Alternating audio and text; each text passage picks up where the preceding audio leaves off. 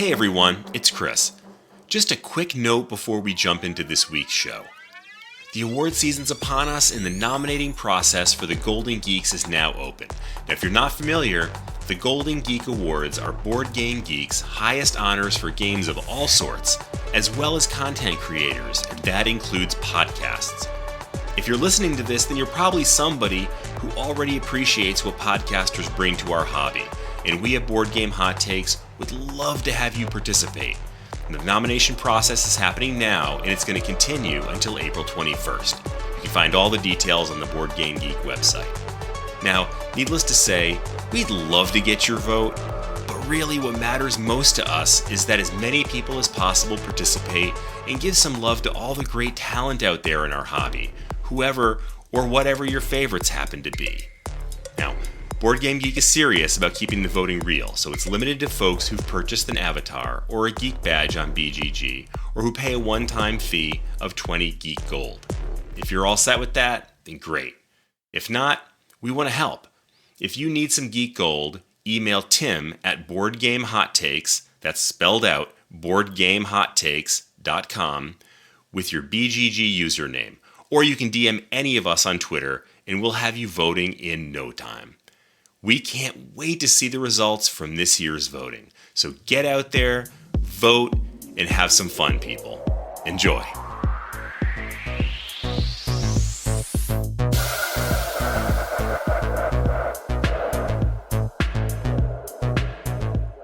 Hey there, welcome to Board Game Hot Takes, the podcast where we give our immediate reactions to the hottest board games just minutes after playing them. My name's Tim. And this is Chris. This is Adam. And today, instead of giving the hot take review of a game we just finished playing, we're going to talk about some controversial board game mechanisms. What does that mean? Well, we'll tell you that in a few minutes. Before we jump into that, I got a little bit of news. The day after this episode releases, I'm going to be talking with Royce on the podcast called Definitely a Board Game Podcast. So there's no mistake there.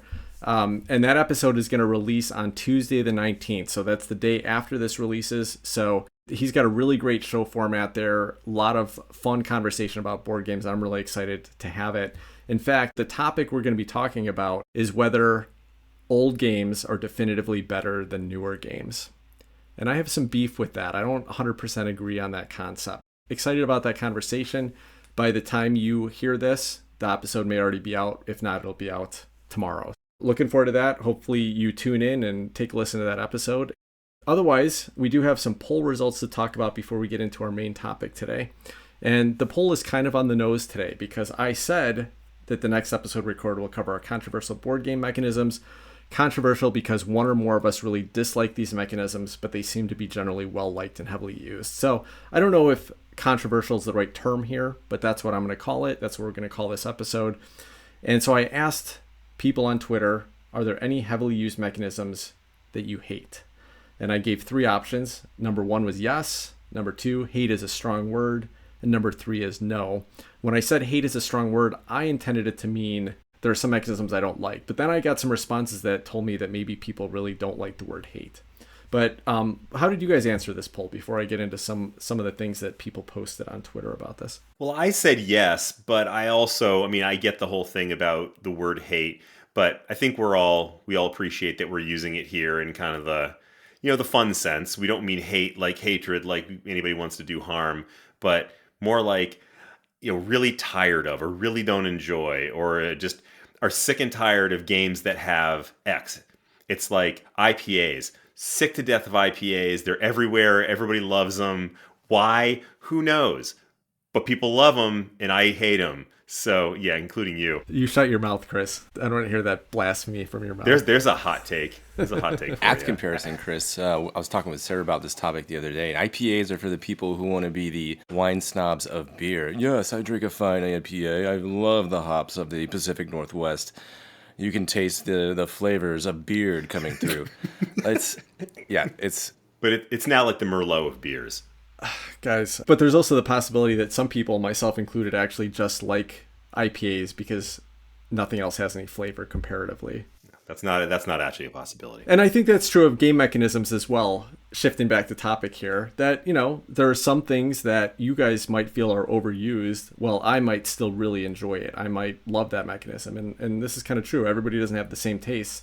But what we're going to be talking about tonight are some mechanisms that really don't work well for us, even if they work well for other people. And we don't even all agree on this. So it'll be an interesting conversation.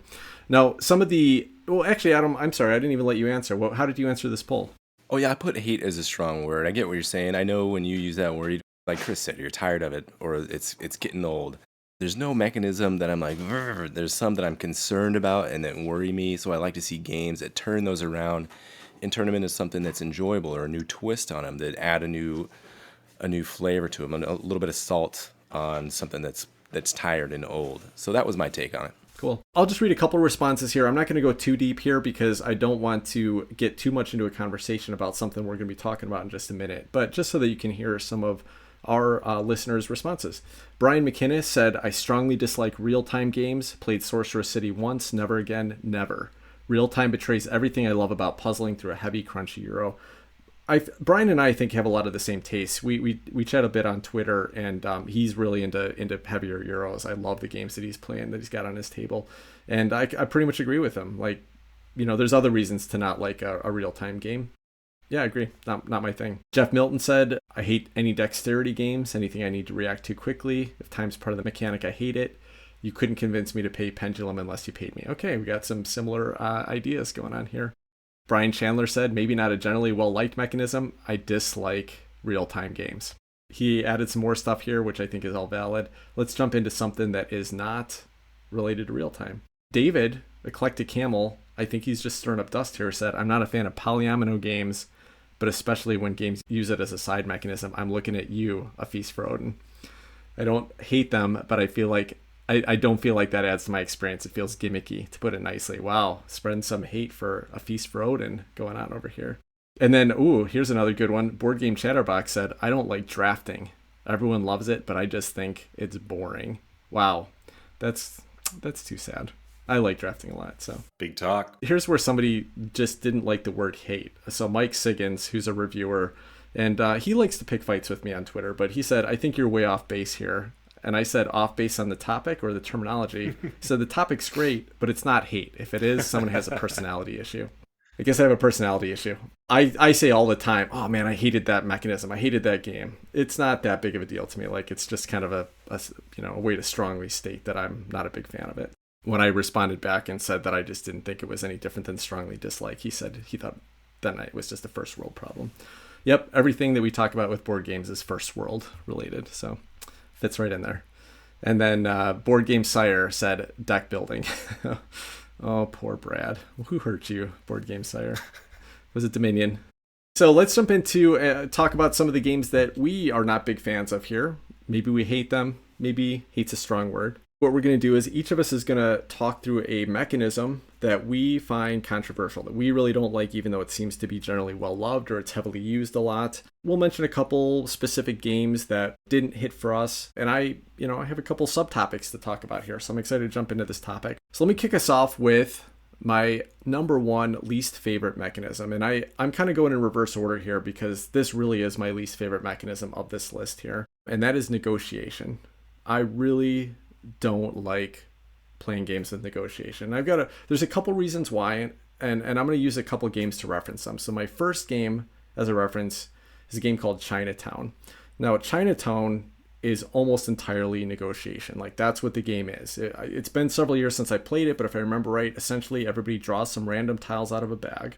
You are trying to build up a city, build up these little shops in Chinatown, and you're going to get points by having connected tiles, like having multiple in the same block or in the same building.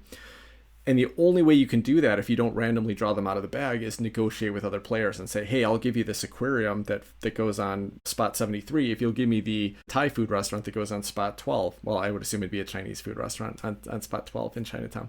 That's all you're doing. You're basically just saying, this is what I'll give you, you give me this, right? I had the worst experience with this game. I sat down with a few new players. It was at a board game meetup. Two of the guys knew each other. Nobody had played this game before. It was introduced to everybody, but two of the guys knew each other. And we started the game out. Immediately, the two guys knew each other, started making even trades for each other. Like, I'll give you this if you give me this. Cool. And I would say, like, hey, I'll give you that building that you need if you'll give me the building I need. And he's like, no, I'll give it to you for two buildings If you give me 2 buildings I need, or if you give me a building and 5 coins. And I was like, well, that doesn't make any sense.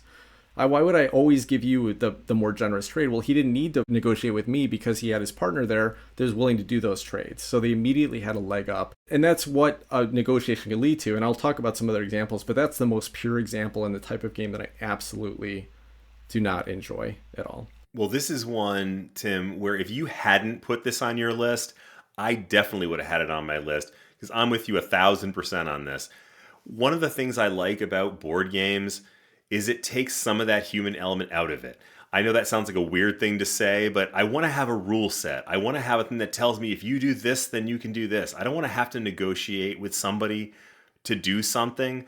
I just think that sounds incredibly unfun. And so I sympathize with you. It's one of the reasons why I'm not interested in role-playing games. It's the same thing. I don't want to have to rely on other people's, interpretation of things, or, just this random formless stuff to make things happen. I want rules. Rules. Well, I'm going to diverge from your guys' thoughts here a little bit. Tim, the experience that you had sounds absolutely miserable. I would never want to partake in something like that. It sounds horrible. But one of my earliest memories in board games is playing Monopoly with the family around Christmas time. So, right, everybody goes around the board a couple times. You got 2 out of the 3 properties you need. Then it's time to start wheeling and dealing, is what my dad would always say. And that was just so fun to me. So I think it was probably because I could always con my mom out of giving me like New York, and I would give her Connecticut and Baltic. And then it'd be down to between me and my dad and who's going to win. And those were just some nice experiences there. Just in general, the negotiation aspect is very group dependent. If you're hanging out with some strangers, I'm not going to want to do negotiation with them, especially if there's like a couple people that already know each other, going to hook each other up. But if you're with the right group, I think something like Sidereal Confluence could be really fun. It's something I'd be interested in trying just to see what it's like. I heard good things. I've heard Chinatown, same thing. With the right group of people, I feel like it could be lots of fun. But yeah, I could see your wariness, your hesitancy about negotiation, just because it can go awry so quickly and provide such a miserable experience. There is no good group. There is no right group for this. So I'm going to talk about 2 more quick games. One I'll just mention really briefly, and that is Catan. Now, Catan isn't quite like Chinatown in that the whole game isn't negotiation, right? A lot of that game is just you roll dice, you get the resource that you're on, but you have the option to trade, and so you can kind of make those same deals. And the reason why it still doesn't work here for me is that I found that players tend to metagame it. It's like, oh yeah, no, we're not going to trade with Tim because he's got a point ahead of us, or because he won the last game, so let's not play that. And I just don't, just like Chris was saying, I don't like adding that human element into what is otherwise a mechanical game. Now, here's an area where I'm a little bit more mixed on, and that has to do with area control, or, really, this can fall into any game, but I think this happens a lot with area control type games, and I'm going to use Inish as a reference. You've got people jockeying for positions, moving around, and Inish is a really great example because someone wins the game by basically meeting a couple specific objectives. And so sometimes the only way that you can stop them is people kind of have to, hey, Chris is about to win that. If you don't go over there and take that spot away from him, or move some characters in there so that you've got the majority in there, he's going to win that. And so there has to be a little bit of that conversation. And I don't mind table talk. I like it more in some other games, but you still can have those metagaming issues where, okay, I could go after Chris, or I could go after Steve, but Adam and Steve, they always form an alliance, like Eclipse, right? They always form an alliance. So I know that I never have a leg up in a negotiation with Adam and Steve because Adam's always going to pick Steve over Tim in that situation. And that, that's just frustrating. It kind of takes away the game. It makes it less competitive and less about what each of us are doing individually. And maybe the reality is that I'm just not great at these. I don't think I have a great, poker face. I'm not willing to, I don't know. I'm not good at it. So it just makes it like, I feel like I've automatically got a disadvantage playing games with negotiation. Well, you bring up Eclipse, Tim, and man, you nailed it. If you weren't always in the lead by around 4 and 5, you always surge ahead. Like literally, we pretty much have to form an alliance to like drag you down, because you surge out to that early lead. You're getting all these points, and then the rest of us are like, well, we got to do something so Tim doesn't kick the crap out of us. And if we could have done it tonight playing Dune Imperium, I'm sure we would have done the same thing, but there wasn't any way to prevent it. So a lot of it has to do with the way you play the game and approach the game. And Steve and I are just mediocre players, and I think we both recognize that. We're like, dude, you wanna slum it up together here in outer space and try to make some things happen? And it works for us. So my number 3, I'm going to do the opposite of Tim, and I'm going to go from number 3 to number 1. With the way we normally do with lists, which would make perfect sense. Kind of, yeah. I'm going to do that. So my third least favorite mechanism is trick-taking. And just as a little description of what we're talking about here, essentially trick-taking is a mechanism in which players throw down cards in a series of rounds, with each round or trick evaluated to determine the effects of the cards and whatever results from the cards that are played. And often players are required to play cards in suit. So for example, you might have a game where high card in the suit gets some benefit. And that's trick-taking. So there's a number of games that have this particular... there's a number of games that have this mechanism in them. Some of the more well-known ones are the Crew, Skull King, Brian Boru. Actually, probably the best known of all time is the old classic Bridge. And one that I throw out there as kind of a variation on it that I'm not sure if this is a trick-taking game, but it sure feels in some ways like a trick-taking game to me, Libertalia. But this is a mechanism that I just find so incredibly boring. And I have to confess, I have a significant dislike of traditional card games. I've never found them fun. It sounds almost sacrilegious for someone who plays board games, but just straight card games, just never liked them. They bore me to tears. And trick-taking games are probably the closest thing that I can think of in hobby board gaming to those traditional card games. So there's that. And then there's the fact that it gives the player interaction a significant influence on the moves that I can make, which is what we were just talking about a second ago. Like, I don't want to have to rely on somebody else to do something or to not do something in order to do what I want to do. I want to be able to just do it. And that introduces that element. And it's funny because as I'm talking through this, I'm hearing myself become more and more, or sound more and more like a single player solitaire. But there's definitely a place for interaction. I love interaction. You guys know that. But with this kind of, the trick taking is just not the way that I want to get the interaction. It means I had to get into the head of my opponent in a way that I just don't really find enjoyable, similar to negotiation. So it's just one that I find oppressive and unfun and just a bit of a bummer. Yeah, trick-taking is another one I can be a little bit leery of. But one game that does it right, I think, is the classic Spades. I don't know if you played that one, Chris. You were in the military. When I was in the military, deployed, we got the deck of cards. It's simple. You get your hand of cards. There's 4 of you around the table. You're partnered with a guy across from you. The first part of that game is you make this little bid. How many tricks are you going to be able to take? So there's a little auction element. So I love it. You're looking at your hand of cards. I got 3 aces and some high spades. I think I can take 5 cards. What about you? So then you go through, you work as a team. I like that teamwork aspect of it. And then, you made your bid. Now you're trying to slough cards. You're just trying to get rid of all your cards. So there's excitement. You got what you needed, and then you shift. And it's pure trick taking. None of this fluff that's associated, none of this Brian Boru kind of stuff. Oh, you didn't get the trick, so you get this bottom stuff, and there's top stuff. You did get the trick, and you have to worry about this and that. So the simplicity of a pure trick-taking game like Spades, I really, really love. I think it does it right. But you're right, Chris, some of these trick-taking games can be kind of a turn-off, lead a sour taste if they try to do too much with it. It's something I think you have to be careful with as a designer. Well, let me just say there, Adam, I have played Spades, and like you, I was in the military, and I totally get what you're talking about. And hearing you talk about Spades makes me want to throw myself off a cliff. That to me sounds so incredibly like the opposite of anything I ever want to do in a gaming environment that I just zero interest. And actually, you mentioned Brian Boru as well. And I did want to throw out a couple of examples of situations where I think trick-taking can be part of a reasonably good game. And Brian Boru is one of those. And I think the reason for that, at least for me, is that it's a relatively small part of the game. That it essentially, it's how you start your turn, but then you start doing all these other various things that arise from that, like how you put influence out and you go up various tracks. And so there's a lot of things that are happening, including some area control. It's led off by the trick taking, but the trick taking is not the whole game. Another one that's actually pretty good, where the trick taking is more of a significant part of the game, is Shamans. And honestly, on that one, I couldn't tell you why I like that one so much. I don't know if it has to do with the theme, or that it's a super light game, or that it's, honestly, I think Shamans, one of the big things I like about that is the fact that it is such a fun themed game with trick taking that I can bust it out with almost anybody. It's one of my go-to games now for playing with non-gamers, or people who've never, people who are playing a hobby game for the first time, and I think it's great for that.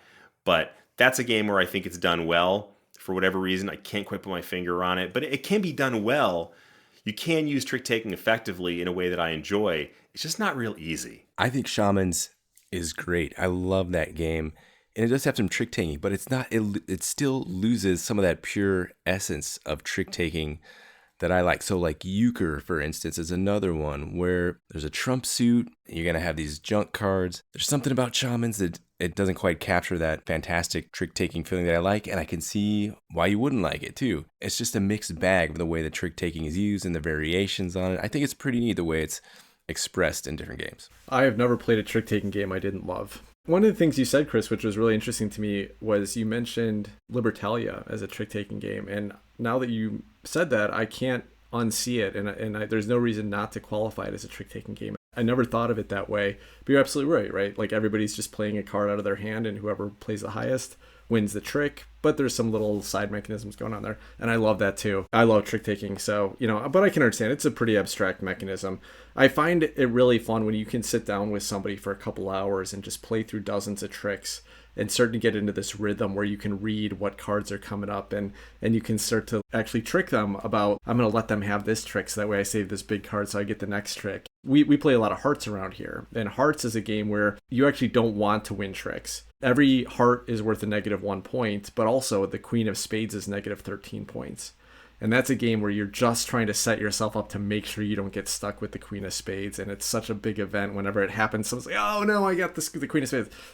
Super fun game. So this is one that I cannot agree with you at all. But also, I can understand it. You touched on something, Tim, that is my absolute favorite about some of these trick-taking games, Spades, Hearts, Euchre, is you can just play them over and over and over. And you get this rhythm of back and forth. And if there's a partnership aspect involved, you and your partner are just going and you're, when you find that groove, like, oh, I know my partner. That was a perfect play. Heck yeah, nice job. So yeah, some of these trick-taking games just get me pumped. There was one that we used to play, which was just with a basic set of cards called Oh Hell. And I know there's a lot of variations on this. I think there's even maybe some package card games that do this, where you basically have to, you look at your hand of 13 cards or whatever, and then you bid on how many tricks you're going to win that round. So based on and then you have to try to play to that. And it's so fun. My wife hates that game so much because it's just so hard to meet that, but it's so fun to do that. And the Crew is another great one too, where you're playing cooperatively, but you can't talk. So you're trying to meet these specific objectives about who wins the trick without telling anyone else what cards you have in your hand. That's a blast too. Oh man, I want to play more trick-taking games. I love that. I think I dozed off like 7 minutes ago. Okay. Are we on to the next one yet? My first mechanism that I'm a little leery of is deck milling. What do I mean by that? I mean games like Terraforming Mars or Arc Nova that have this giant stack of cards. Maybe not necessarily giant, but in those cases, a giant stack of cards. And you're going through trying to find the 1 or 2 or 3 right cards that'll help your tableau, help your hand of cards, help whatever you're trying to do. And it might just be 1 or 2 cards that you're looking for. Maybe you'll never see them the whole entire game because it's somewhere buried 300 cards down in this giant deck, and you're never going to get to see it. And you spent 3 hours trying to build a zoo, and it was not worth anything. So games like that can be a little bit frustrating for me. Now, if you slam that deck down, if you do something like Imperium the Contention, where maybe you have 40 to 50 cards, Android Net Runner, and all the cards are awesome and good and do something well. In Imperium the Contention, once you get started, you can take a mulligan, at least in the solo. I think it's like that in cooperative play too. You can take a mulligan and get a different hand of starting cards, so you can get something that gets your engine going or makes it so you're not going to get slaughtered right away. So I appreciate when the game isn't just about going through this giant wad of cards and trying to find the 1 or 2 or 3 cards that combo together. And it worries me, so I'm a little bit leery when I see a game like this.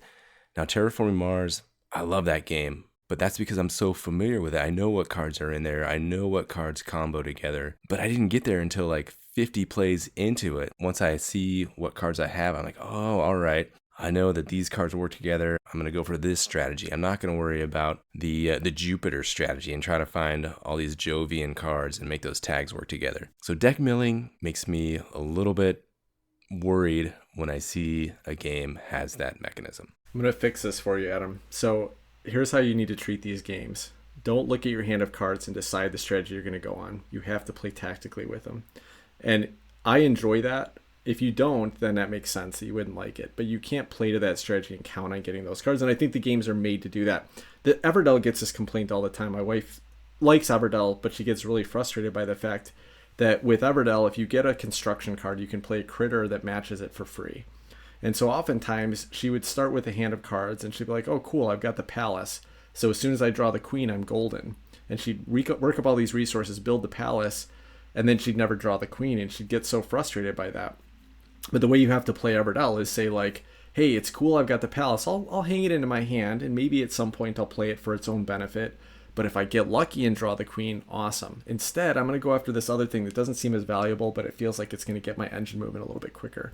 And Arc Nova is the same. Terraforming Mars is the same. Wingspan is the same. You can't focus on just trying to like hit one specific objective.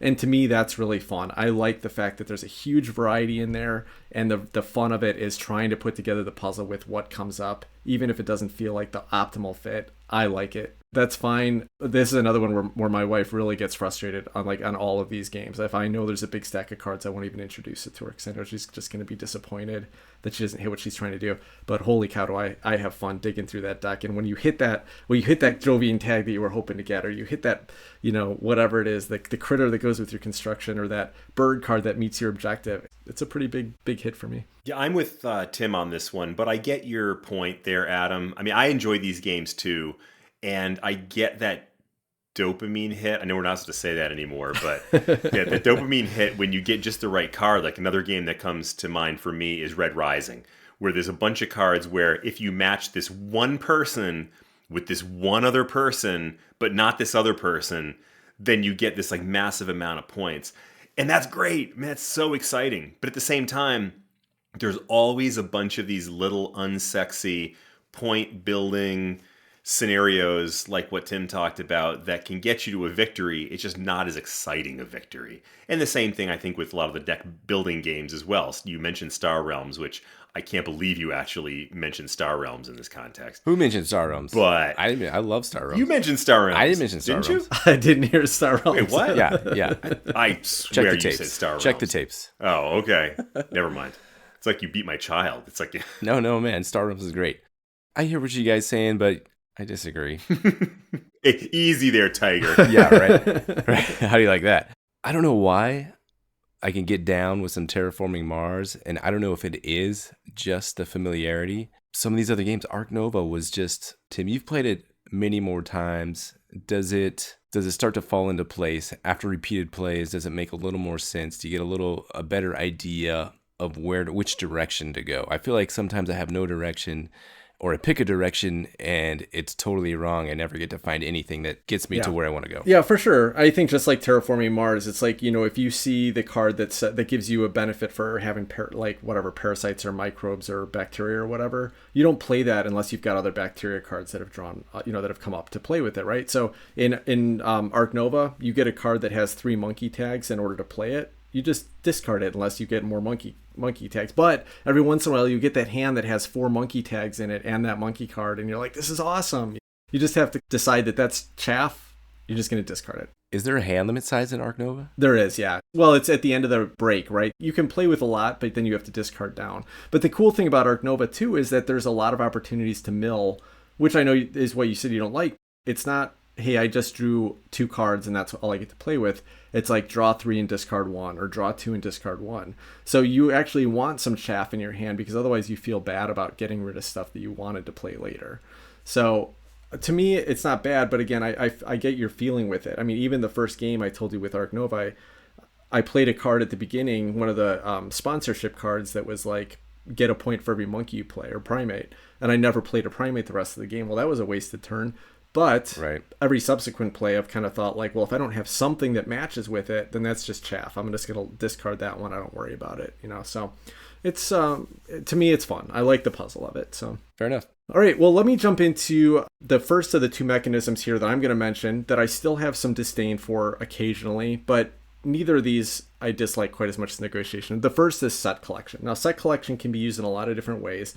And when I'm talking about set collection, I'm generally talking about a situation where you're going to get a benefit for having a matching set of cards, or potentially a benefit for having cards that don't match. In other words, different cards, right? So I'll give a couple examples here.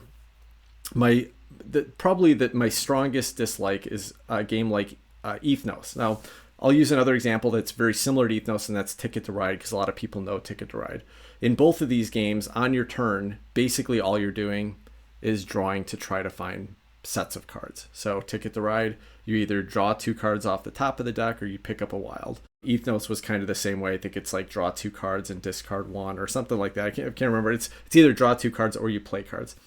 But I thought the first couple times I played Ethnos that it was a really cool concept. The idea that you're either trying to get these specific sets of a type of race of fantasy creature, which will give you an extra benefit, or if you can play a set, then you get like an area control marker in the board.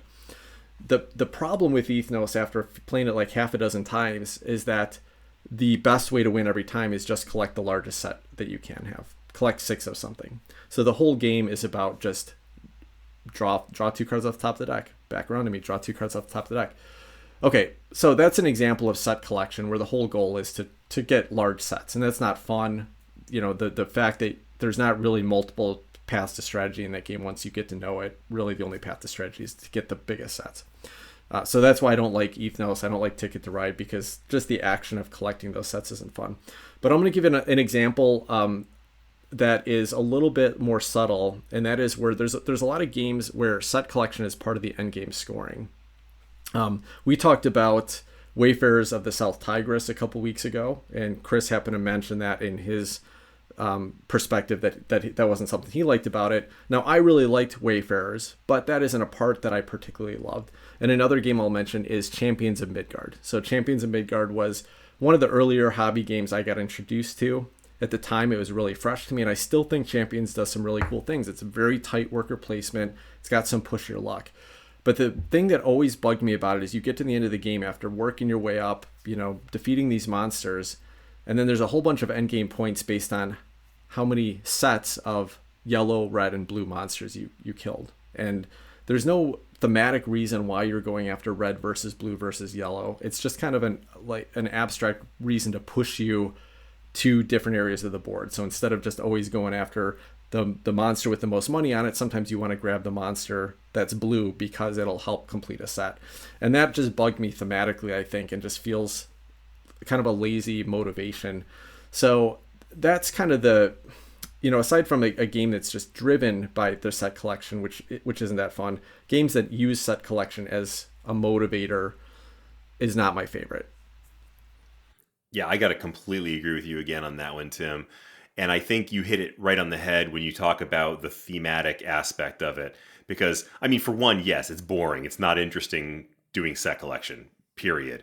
But it almost offends my sensibility of theme. Because one of the things that's most exciting to me is when the mechanics of a game play nicely into the theme of the game.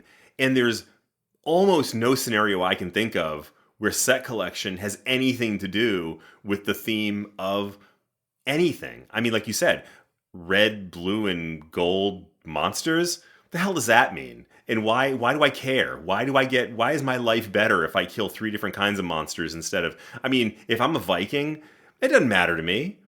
So anyway, it just doesn't make any sense to me, and I don't get why that gets introduced. Find something better. I want to look at a couple games like Ark Nova and Terraforming Mars, and there's certain cards that combo together, and they combo together, and they're going to skyrocket your points if you get those cards in unison. Isn't that just set collection in disguise? It is, Adam, but I do think that in those cases, it is a little bit more thematic, right? Like the rare cases, like let's say the microbe cards, most of the time they're about building up microbes. But the Jovian tags is a great example. That's probably the heaviest element of set collection in Terraforming Mars.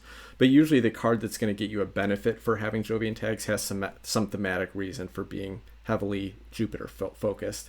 And it's used in a middle way. In fact, I've got another great example. I've got a couple games that I actually don't mind set collection in, but here's one where I think it thematically works, and that's Seven Wonders. So Seven Wonders, of course, is a card drafting game, and most of your points are going to come from, you're going to create resources, and then you're going to spend those resources to build up buildings in your city, build your wonder, things like that. But there's the green cards in the game are all about set collection. Those are supposed to be science cards.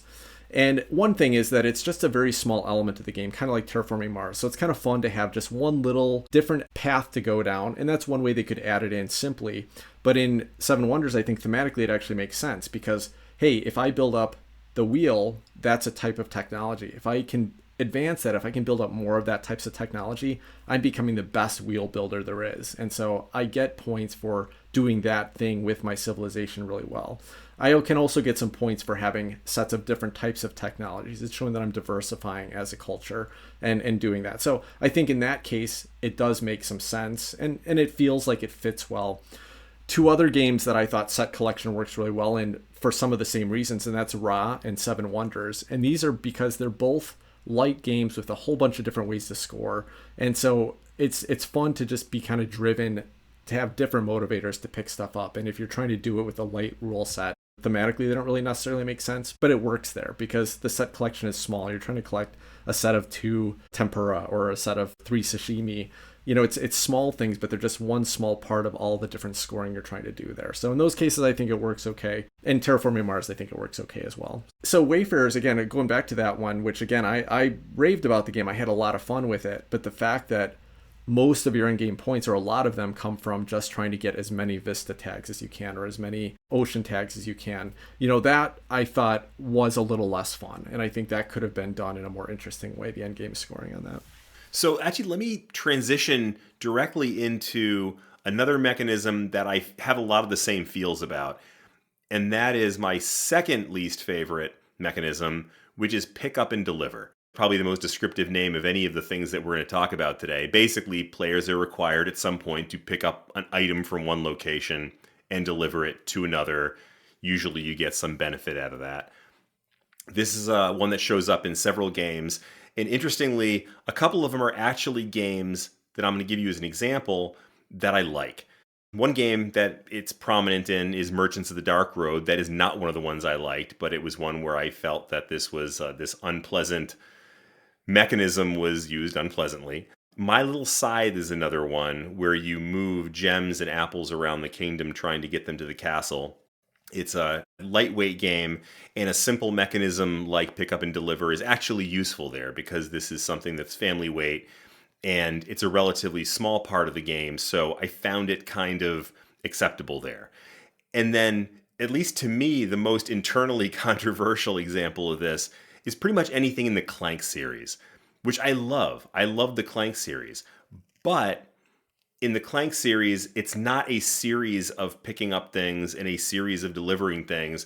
There is one big goal, which is you get all the way into the dungeon or the ship, or depending on which game you're playing in the series, picking up this one thing and getting it back to the other end of the ship or the dungeon or whatever. So one of the things that I dislike about this mechanism is that, like some of these others we've talked about, I just find it uninteresting. Unlike trick taking and set collection, it's tougher to make pick up and deliver a minor part of the game. At least it feels to me like in a lot of these games, it ends up taking over. It ends up making it a very linear type of game where you're trying to do this one thing over and over again. And I don't find that interesting, which is why something like My Little Scythe, where it's a lightweight game meant for younger players, and there are multiple other things happening around the board, I think it works. Or in the Clank series, where there's one big pickup and deliver, and there's so many other things happening, it gets diluted out. But those are the exceptions. I think that other than that, It's just something that I don't find interesting. I think it takes over the game, and I just don't enjoy it very much.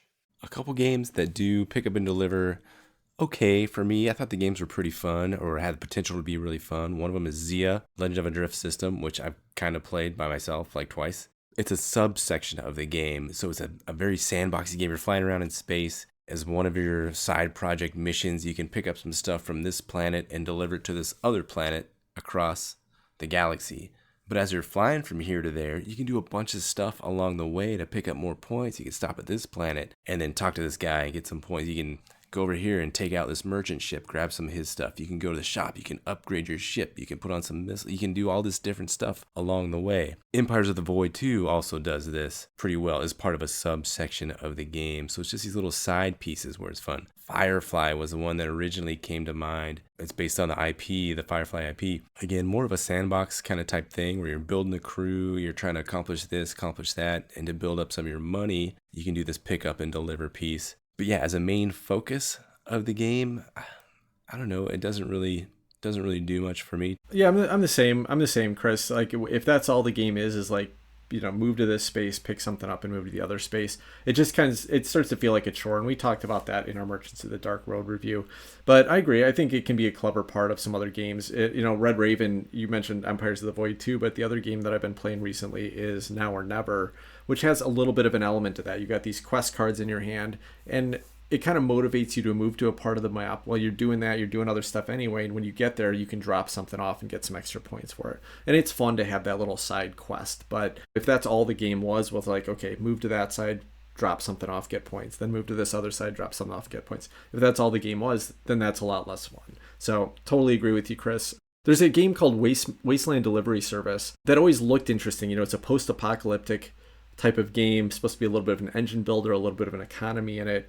And I've looked at it several times, but then every time I think about the chore of what that game is primarily is picking up goods somewhere and then delivering to another place, then it really doesn't sound very fun to me. So I've never bothered going through with that. So be interested to hear if any of our listeners have a pick up and deliver game that they really find the experience where that's the primary part of the game is fun to them. But I don't see it. I don't see that being something that's going to drive me to come back to a game.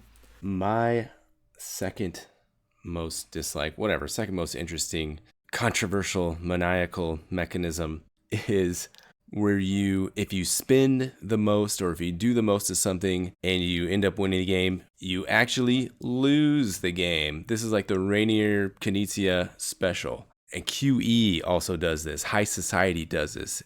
There's a bunch of games that do this. You're playing well throughout the game. You bid the most. Whoops, you spent the most money, and now you're disqualified from winning because you spent the most money. You spent $2 more than that guy over there, so you lost. I don't know, it makes me like choke. It makes me like physically gag.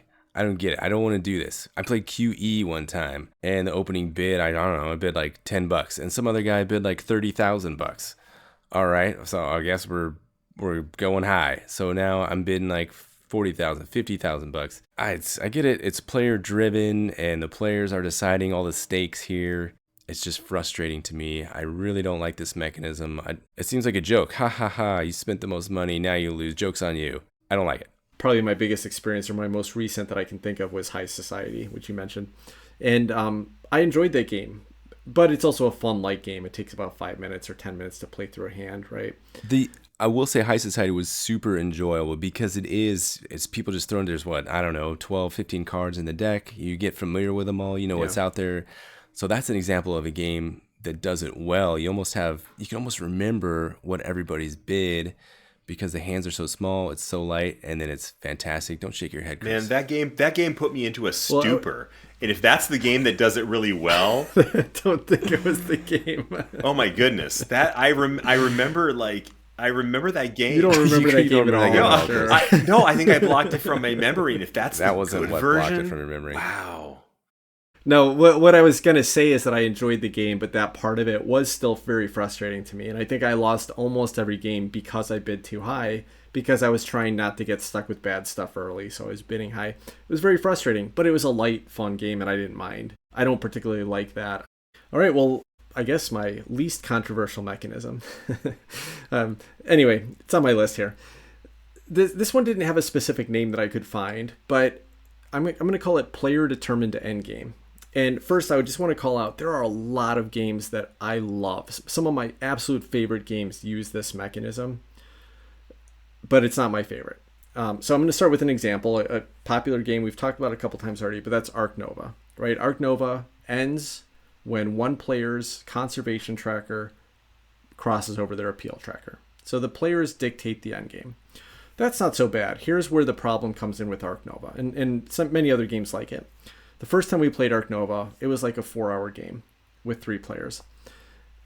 The only reason it was that long is because the players were a little slow at moving, building up their engine, getting their stuff done. I mean, I was able to fill up my entire zoo in that first game. I never should have been able to do that. But it's just because we weren't focusing enough on the conservation track. So you get to play better, that game shortens drastically. Like that'll probably be an hour and a half game with 4 people that know how to play it. So that means that we did not get the best experience out of the game because it let us determine how long the game was going to go.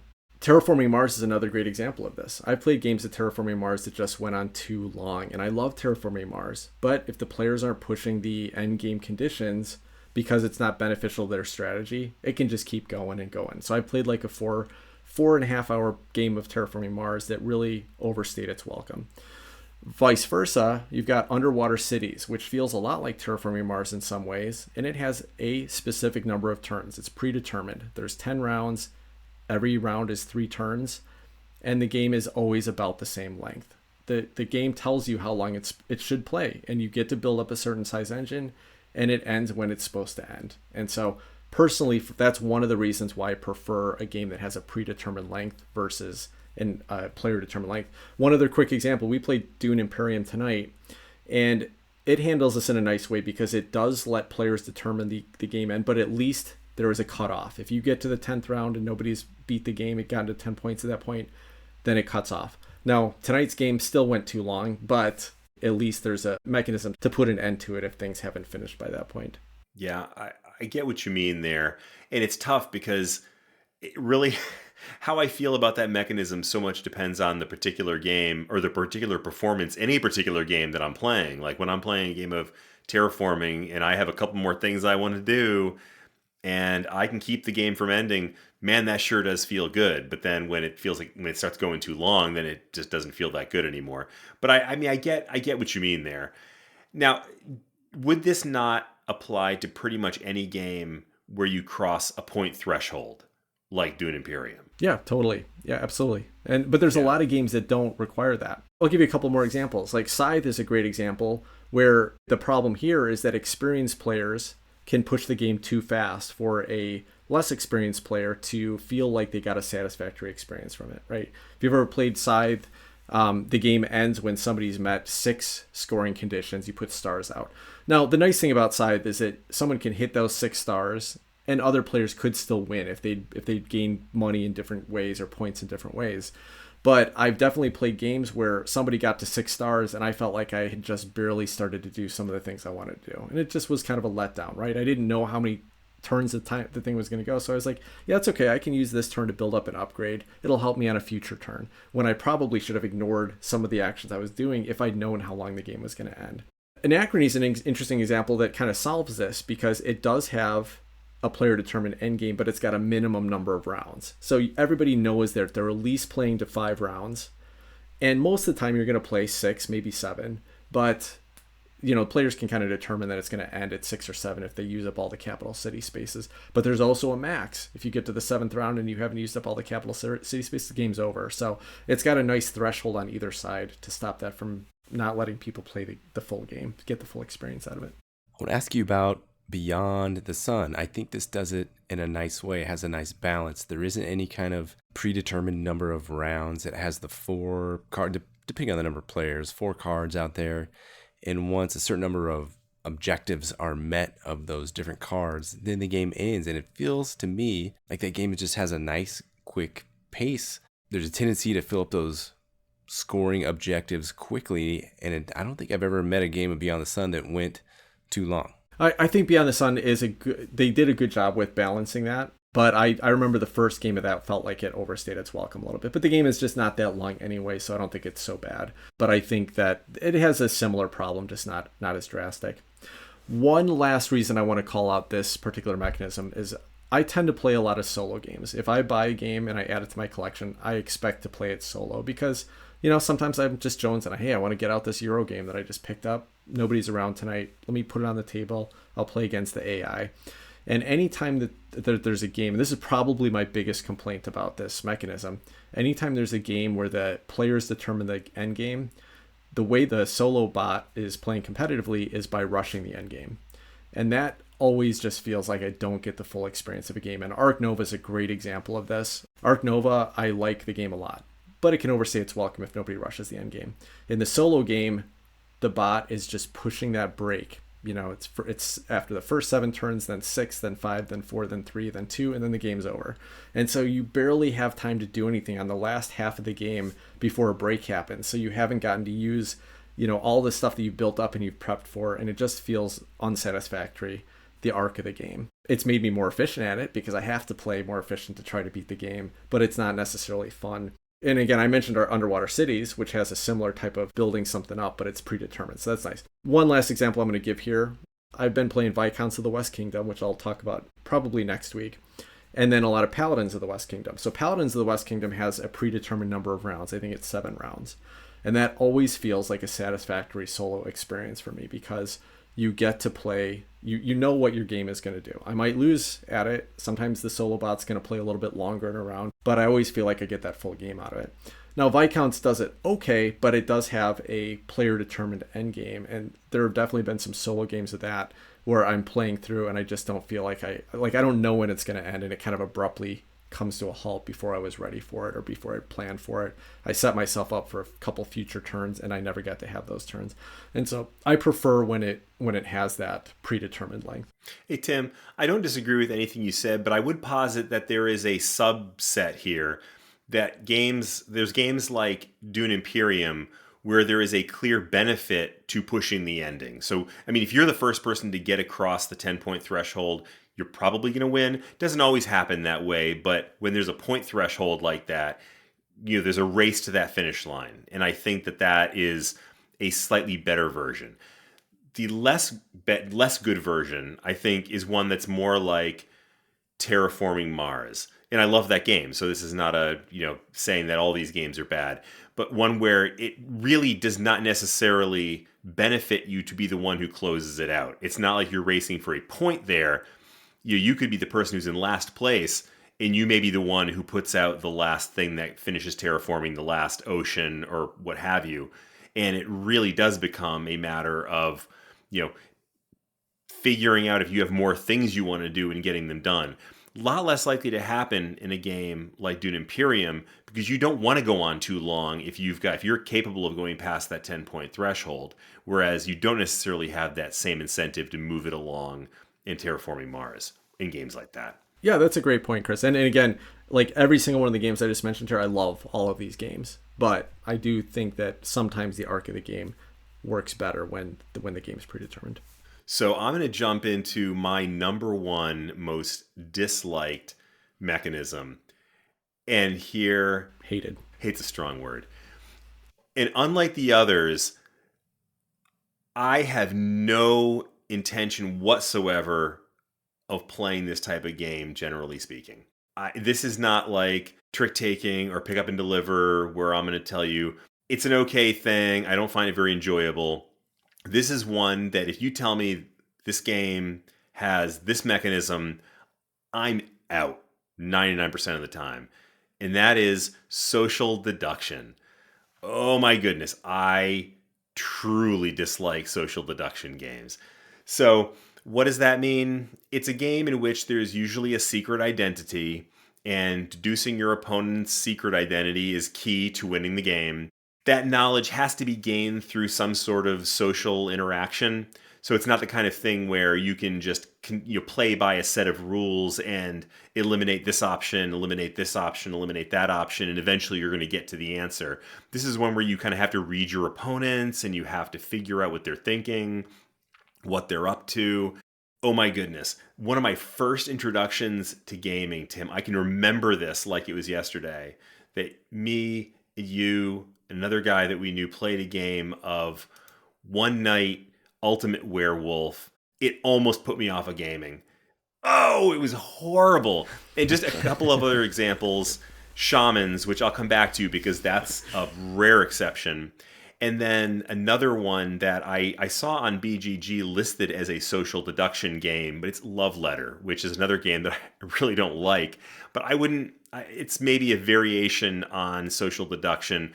But the truth is, I couldn't even get into a lot of descriptions of social deduction games because I avoid them like the freaking plague. Because I do not want to sit there and try to read my opponent's brain. That feels too much like a party game. And generally, I just don't like party games. I want rule sets. I mean, that's kind of been the running theme of all this. I want rules that are hard and fast, that I can stick to and make things happen the way I want to make them happen. I don't want to have to be dependent on what's going on in Adam's head or how good a liar Tim is, which he's not.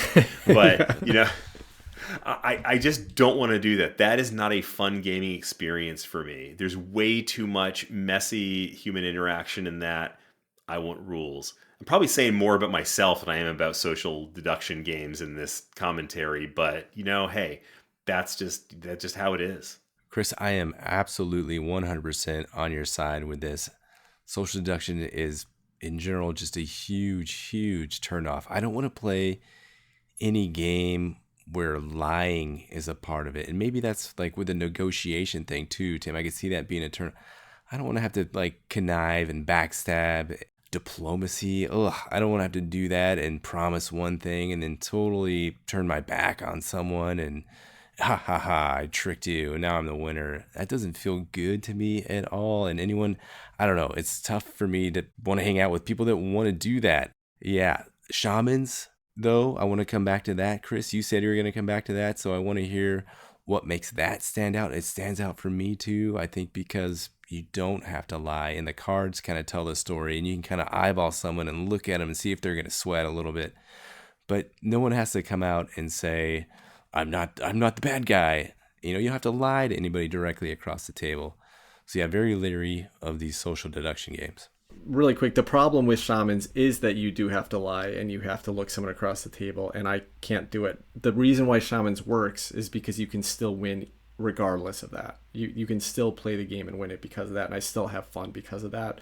But it has the same issues with other social deduction. And Chris is right. I am terrible at it, and I can the second I draw that traitor card and I know what I'm looking at, I just know my entire my facial structure changes.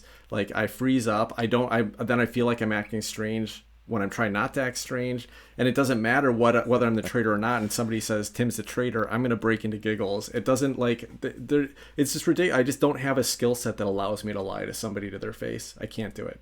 Here's the thing in Shamans too. I never got the shadow. What's the bad guy? The shadow card. The shadow. I never got the shadow card in that. You were acting like a shadow the whole time, though. I don't know. I don't get it. So, but I know the moment that I got that shadow card, I'd be like, oh God. Oh, what do I do now? This sense of like dread would come over me, but I'd had fun with it because I know it's only like one round. It's just a subsection of the bigger game. And I think that's a neat way the Shamans handles that. Probably everybody in a session is going to be the shadow at least once, except for me. And definitely, as much as I dislike social deduction, if you ever get a chance to play with Tim in a social deduction game, it is so much fun. He turns into like a long-tail cat in a room full of rocking chairs, and it's just like, it is a crazy thing to see. So, but Tim, you actually made a really good point, and I think you said it better than I could have to answer Adam's question. What makes Shamans different? And I think it's the fact that you don't really have to lean into the social deduction. And I don't necessarily dislike the lying part. I mean, I don't think we're lying people that we lie to each other. I mean, it's a game, right? But it allows that part to be fun because it's not necessarily that consequential. I can be the shadow, I can be the shamans, and I don't really need to get into the social deduction aspect of the game heavily in order to play it. It's light, it's fun, it's breezy. this is a rare situation, almost like the trick taking. I mean, it's funny because this is a game that it contains two of my least favorite game mechanisms, and yet I still really like this game. And I think for both of them, there's something about the light, breezy way that they get thrown together that I just think makes it work. But it's really the exception in that case. Yeah, and there's a couple other social deduction games that I feel work well because they're so light and they're so mechanism focused. And, you mentioned Love Letter. That's a great example. You don't enjoy that. I think that's a fun, light little game, but you're not reading other people at all. It's just kind of more about like, hey, what cards got played? I'll play the odds and guess what the other person has. Coup is another example like that. But there are plenty of social deduction games like One Night Ultimate Werewolf or the original Werewolf game, where, it can just take one. I think Secret Hitler is supposed to be like this too. I have no interest in playing that, but, where it can just take one guy who's just like, oh, Tim's a traitor. And it doesn't matter whether I am or not, but somebody is just going to be a jerk off and just start pointing and yelling at somebody. And other people are going to believe them, or the person's going to act defensive, whether they are or not. And it's just, it's the whole experience is not fun at all. One game that I did have a lot of fun with that was social deduction was Battlestar Galactica. Now, this is a long time ago that I played this. And I remember just having a really fun time. I think we were really into the IP, into Battlestar Galactica at the time, and the experience that there may be some Cylons at the beginning, but you don't know if there are. And then halfway through the game, people draw some more cards, and you know that there's going to be some Cylons. You don't know who, though. And you don't know whether they were Cylons the whole time. And that was a really cool experience, but that game could also fail hard if 5 minutes into the game someone gives it away because of a guilty look or because of a dumb action, and now you've got a 3.5 or 4 hour game that you got to sit there and play through while one person is clearly out of the game because they were already identified. So I think that game has a lot of potential for failing hard because of the hidden traitor aspects of it, the social deduction aspects of it. My number one most despised mechanic, and there's no way around, I despise it. I don't think I've seen a way that it's used in a fun sense that I enjoy it, that makes it interesting. I touched on it in Wayfarers.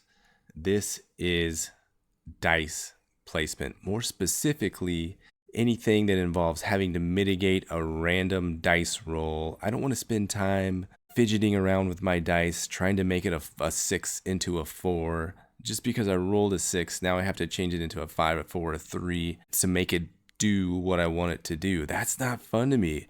I rolled a 6. Tim rolled exactly what he needed, a 2 and a 3. Now he can do everything he wants that turn. I rolled a 6 and a 5. I have to spend actions so I can turn those 6 into 5 into something useful. It's just tedious. It's not fun. It's a random roll. One guy rolls this thing, a girl rolls something else. She gets to do the awesome stuff because she had a roll that happened to fit what's already in her tableau and available actions to her. I have to go spend time so I can use these dice and put them some places. It's just frustrating to me. I don't want to do that. It's so arbitrary. There's no theme to it.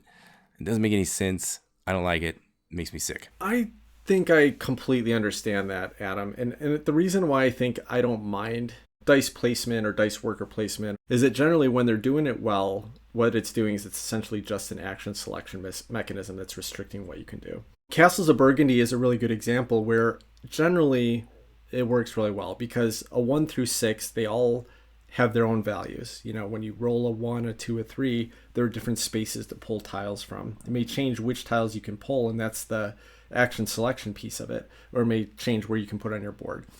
And that feels pretty even. But that can even still lead to some frustrating moments. You can roll 2 6s 3 times in a row. There's no 6s left on the board. Now all I'm doing is wasting my turns taking it and workers. So, that's where even a game like that should be fairly well balanced can be frustrating. And again, you mentioned Wayfarers, and I completely see your point of view on that one because that's a game where the 1 and the 6 had some reasonable value and everything else was pretty useless until you found ways to mitigate it. And so I think that is a game that could definitely lead to moments of frustration. It did for you the night that we played it. I had a better experience with it, but I completely understand that. There's a game that I actually quite enjoy, Euphoria, Build a Better Stopia, and it's Jamie Stegmaier design, and this is a dice worker placement game. And one of the mechanisms about this game is that when you either place a dice or you take dice back, and when you take dice back, you roll all the dice that are in your pool. And if your dice represent people, and the pip number on them represents how intelligent they are. And if your people get too smart, then they leave you, they run away. So you can spend several turns building up resources to get another dice worker. And then you can have a bad roll, get 2 6s, and now you've just lost one of your dice. And so that's a great example where the dice worker placement itself is fascinating, because depending on the pips you're rolling and using, you get different benefits. But when you lose a dice because of a bad dice roll, that's a similar type of experience of just not being able to do something with it at all. So completely understand that. I'm not going to argue it too much other than that. I have had some fun with it, but I also have been frustrated by those. Yeah, and I kind of agree with Tim. I've seen it done well, and I've enjoyed games like Euphoria. Actually, I remember that being one of the things that I found interesting about that game. Or Castles of Burgundy, similar situation. I feel pretty fine about it. I don't feel strongly one way or the other, but I support you in your hate. If that makes you feel better. No dice worker placement for Adam. Got it. Get it out. That will wrap up our conversation on controversial mechanisms. If you have any feedback for us, or any mechanisms that you want to add to the list, let us know. If you have some examples of the games that we mentioned tonight that you think we should try out, because they do them better, we're interested in that as well.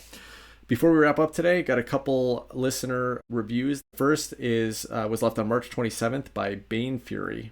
I think Bane Fury is David Rodriguez from All Games New and Old. So David, if this is you, I appreciate it. But he said, fun and informative. I know you might be skeptical. How can these guys do a review right after a play? How could they possibly have had time to form any deep thoughts about the game? Honestly, I don't know how they do it either, but they knock it out of the park every time. The insights these guys have is incredible and honestly unrivaled across the many board game podcasts I listen to. You may or may not agree with their opinions, but you'll understand exactly why they feel the way they do and come away with a better understanding of the game they're talking about than you did going in. They have a great rapport with each other, so even when they go into banter, it's a very enjoyable listen. It is easily, without doubt, one of the best board game podcasts out there. Thank you so much, Bane Fury. David, if that was you, really appreciate it. That was really nice to hear. He said deep thoughts. He must be talking about you guys, because I know all this stuff is just skimming the surface. What a nice review. That was lovely to hear. That was great. Thank you so much. All right. And then we just had one more review that was left on Tuesday by DMAX51. The title is A Great Board Game Podcast. Board Game Hot Takes has quickly become one of my favorite podcasts. I love the format of the show, a group of friends at the tail end of game day discussing the newest game to have hit their table, and you can tell that Tim, Chris, and Adam are conveying their earnest opinions. Even when they're hopelessly wrong, as they were about Root, for instance, it's still fun to listen to the trio discuss our shared hobby. Thank you. That's really nice of you to say. And I knew I was going to upset some people about Root, but I appreciate you leaving a 5-star review in any case. Frequently in error, rarely in doubt. Frequently hopelessly wrong. That sounds about right for me, yeah. All right. Well, anyway, if you enjoy the show, we would love it if you would leave a review for us. It helps other people find the show. It tells us that people appreciate what we're doing. This was our, 87th episode that we've recorded. We have not missed a weekly podcast recording for around a year and a half. We got something exciting planned for our 100th episode, so stick around for that. Chris and Adam don't even know what that is. I've got something exciting planned. I'll fill them in on that soon. But we're getting there close. Just a couple more months and we'll be there. Until next time, take care, everybody. Good night, all. Bye-bye.